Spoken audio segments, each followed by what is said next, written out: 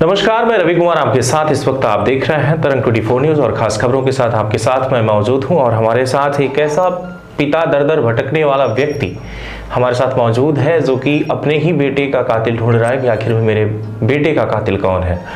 ये मामला मैं आपको बता दूं कि 17 फरवरी 2023 का है, जो बीते 10 महीने बीत रहे हैं, क्योंकि आज दिसंबर की बात की जाए तो 16 दिसंबर आज देखने को मिल पा रहा है और 17 दिसंबर नज़दीक ही है। हालात ये बन रहे हैं कि कोई भी व्यक्ति हो, अगर घर के कोई चिराग हो, यानी कि घर का कोई अगर एक चिराग हो और अगर वही बुझ जाए तो हालात ये बन जाते हैं कि घर का कोई फिर व्यक्ति, घर का वंशज भी नहीं रह जाता। ऐसा ही मामला है हमारे मध्य प्रदेश के सीधी जिले का, जहां हमारे साथ मौजूद हैं अलकेश तिवारी जी, जिनके बेटे की मौत हो गई थी 17 फरवरी 2023 को। और ये एक्सीडेंटल बताया जा रहा है, लेकिन सबसे बड़ी बात यह है कि एक्सीडेंटल ये सिर्फ लग रहा है, यानी कि बताने की बात है। लेकिन अगर पिता की बात की जाए तो इनका आरोप ये है कि हमारे बेटे को मारपीट कर और लोकेशन पे पहुंचाया गया है और हालात ये है कि पुलिस हमारी किसी भी तरीके से मदद नहीं कर रही है। और ये मामला जो है काफी गंभीर मामला है, क्योंकि एक ही बेटा था इनका और दर दर भटक रहे 10 महीने से।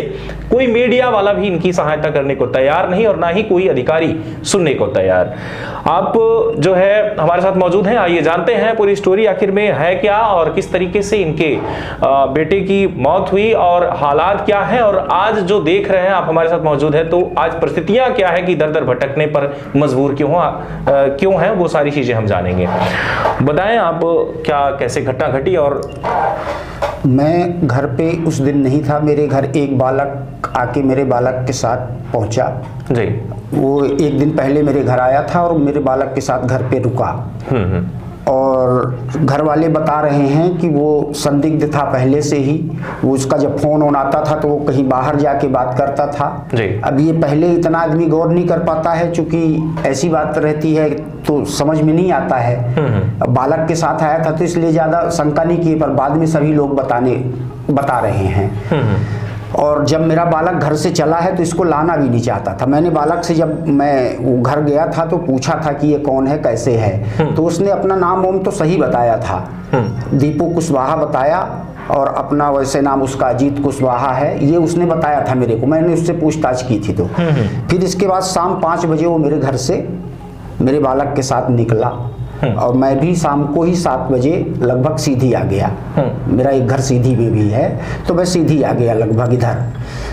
तो 9:30 बजे के बाद ही मेरे फोन पर एक लड़के का फोन आता है, जो रिकॉर्ड में भी है जी। तो मेरे गांव के एक लड़के का फोन आता है, अंबिका तिवारी का, कि भाई साहब आप कहाँ हो। शुभम का बता रहे हैं कि एक्सीडेंट हो गया है। बच्चे को शुभम भी कहते थे घर में जी। तो मैंने पूछा कि पता करो कहाँ एक्सीडेंट हुआ है, क्या हुआ है, कैसे हुआ है। जैसे कोई भी बात अचानक कोई सुनेगा तो इसी तरह होता है। तो मैंने उसको पता लगाने के लिए बोला, इतने मेरे भाई साहब का फोन आ गया। फोन आ गया तो बोले कि शुभम का एक्सीडेंट बता रहे हैं, लोग हो गया है।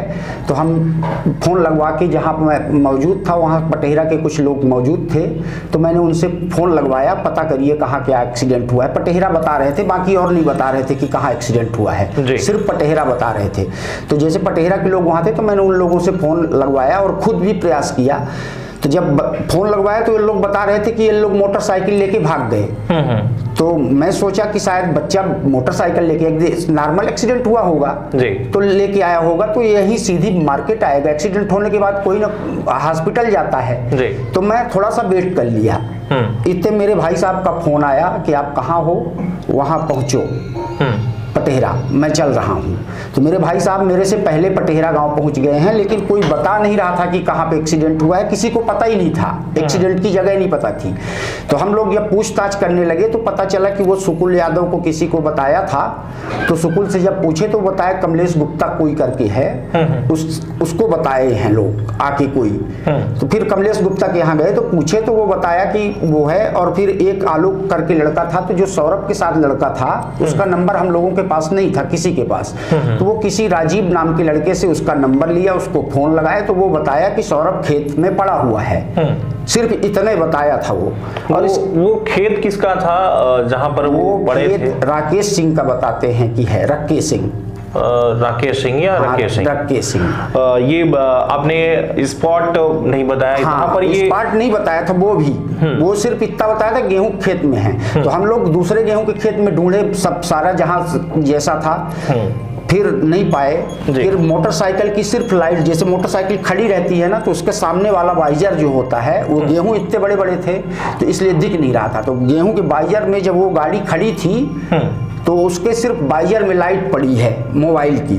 तो हम लोग देखे तो दौड़ के अंदर गए, वहां गाड़ी जाने का किसी तरह का कोई निशान नहीं था कि यहाँ किसी तरह का एक्सीडेंट हुआ है। चूंकि पहले लड़के लोगों को भेजा भी था, वो नहीं पाए थे लड़के को कि कहाँ क्या है।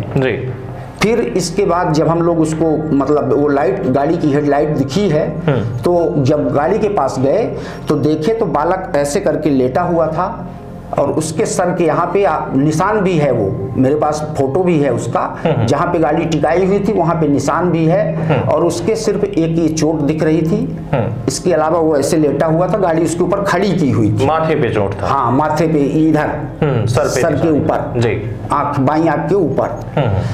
और हम लोग फिर उसको उठा लिया, एक लड़का लोग था हमारे साथ, वो उसको उठा के बाहर किया और मेरे भाई साहब बेहोश हो गए।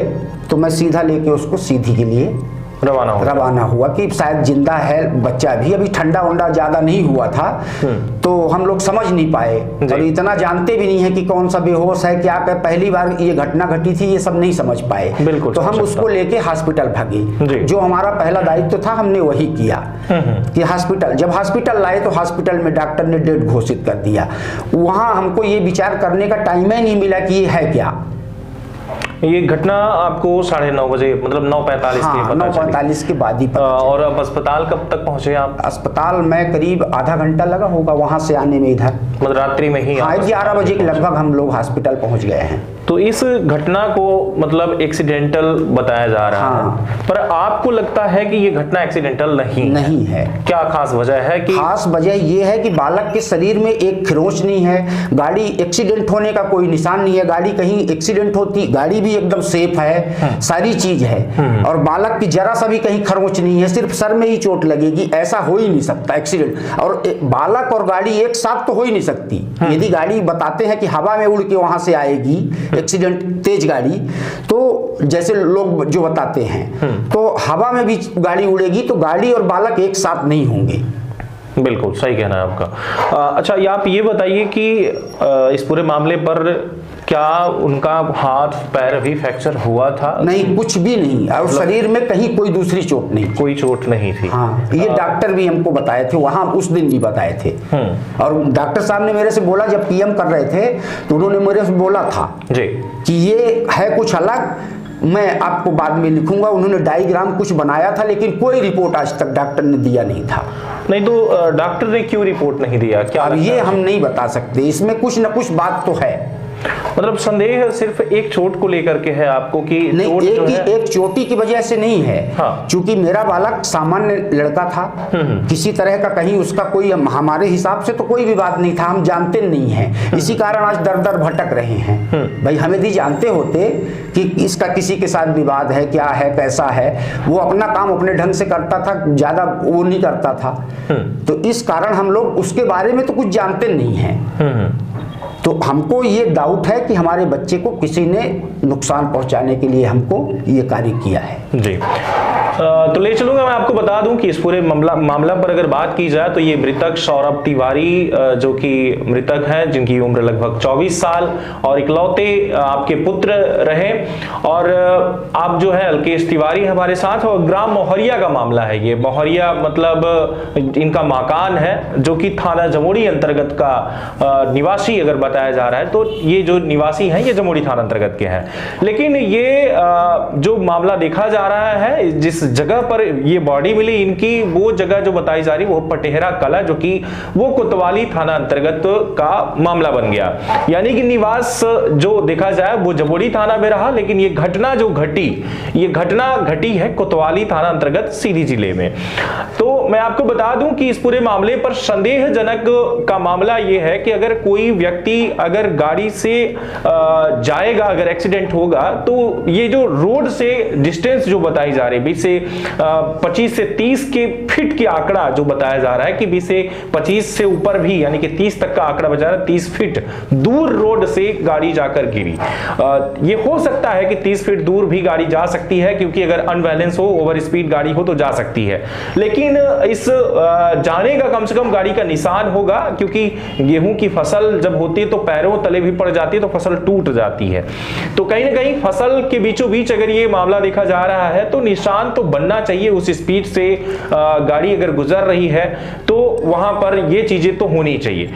लेकिन यहां पर एक और मामला देखा गया है। मैं आपको बता दूं कि आप जो है ये श्रीमान डीआईजी महोदय रीवा जोन भी पहुंचे। डीआईजी को आपने जो है एक एप्लीकेशन बनाकर दिया और वहां पर आपने लिखा कि मेरे पुत्र सौरभ तिवारी की हत्या को पुलिस द्वारा दुर्घटना बताना, चोट के निशान को अनदेखा करना, उच्च स्तरीय जांच न कराने, पीएम रिपोर्ट सही न देने, मर्ग पुलिस चौकी में 2 दिन तक रखने, सबूत से छेड़छाड़ करने व विसरा रिपोर्ट आज दिनांक तक ना सौंपने व मेरे रिपोर्ट पर सही जवाब ना देने व अहम गवाह अजीत कुशवाहा से पूछताछ ना करने के संबंध में आज दिनांक तक कोई कार्यवाही न होने बाबत आवेदन पत्र। यानी इन्होंने आवेदन तो दिया डीआईजी महोदय को, लेकिन डीआईजी महोदय के द्वारा अब तक कोई एक्शन नहीं लिया गया।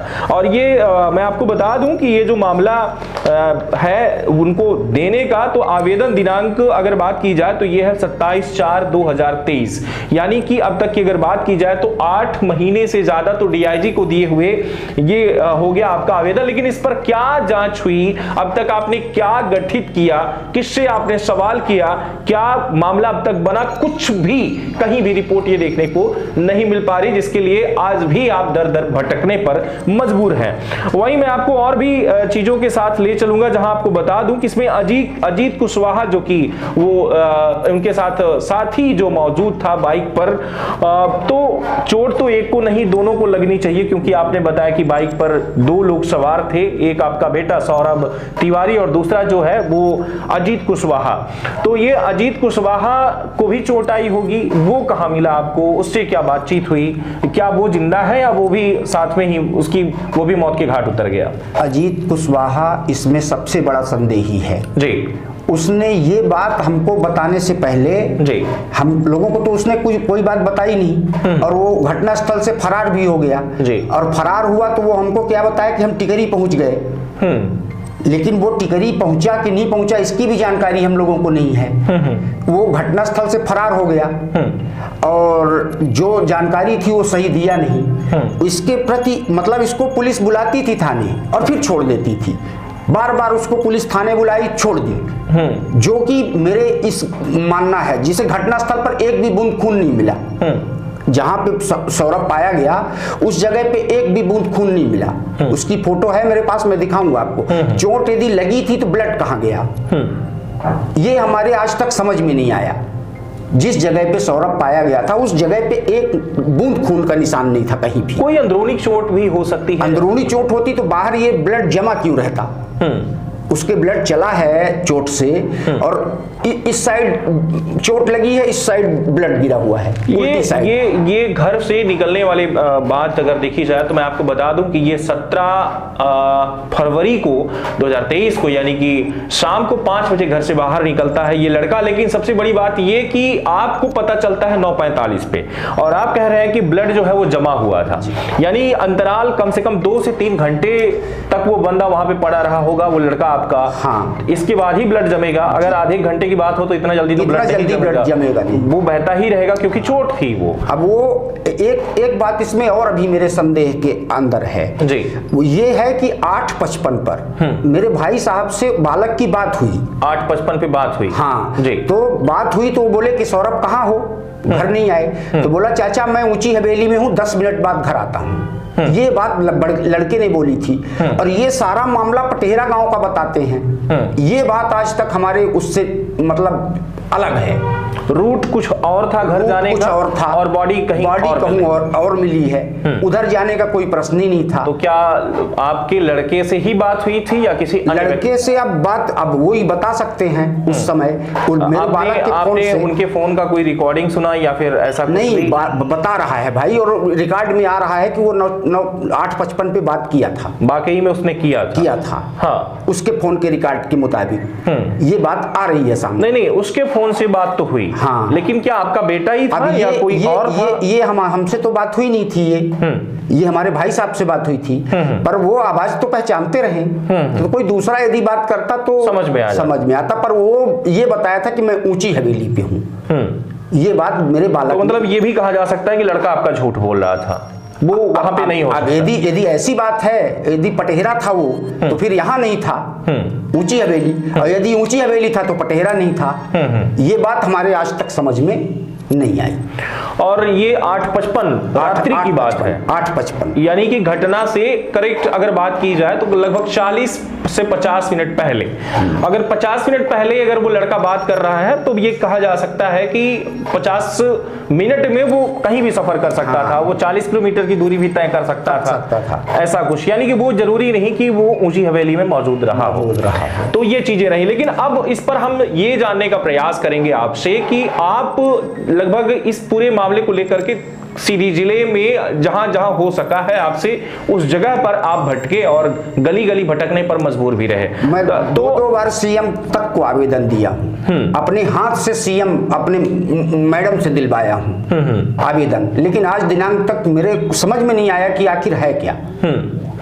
इस पर पुलिस ने क्या एक्शन लिया अब तक? पुलिस, हम जब थाने जाते हैं तो हमको कहती है कि जांच हो रही है, जांच आ जाएगी, जांच करेंगे आपकी। इसके अलावा कोई दूसरा वो नहीं मिलता। मतलब इस गंभीर मामले को अभी तक किसी भी तरीके से प्रारूप नहीं दिया गया। प्रारूप नहीं दिया गया, बस जांच हो रही है। जैसे उसको बालक को बुलाते हैं, सबसे बड़ा संदेही तो वही जिंदा सबूत है। वो बता सकता है कि घटना क्या हुई है। आपसे क्या बात हुई है अजीत कुशवाहा से, कि मतलब क्या हुआ था, आपने क्या बात की अजीत कुशवाहा? वो यहाँ से मेरे को एक बात पता चली कि यहाँ से एक व्यक्ति पता लगाने गया है उसका। उसके बाद वो दूसरे दिन यहाँ आके हॉस्पिटल में भर्ती होता है गंभीर रोगी बन के।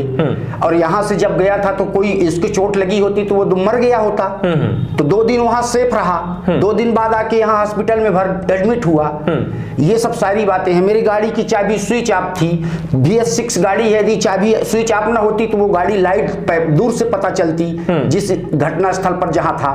तो ये कई सारी बातें हैं इसमें। और आज दिनांक तक पुलिस ने मेरे को गुमराह ही किया है। मतलब गाड़ी की चाबी भी ऑफ थी, और ऑफ में तो गाड़ी चल नहीं सकती। आप में भाई बैटरी डाउन मतलब बंद बताएगी। यदि बैटरी चालू होती, गाड़ी की स्विच चालू होती तो बैटरी की लाइटें सारी जलती।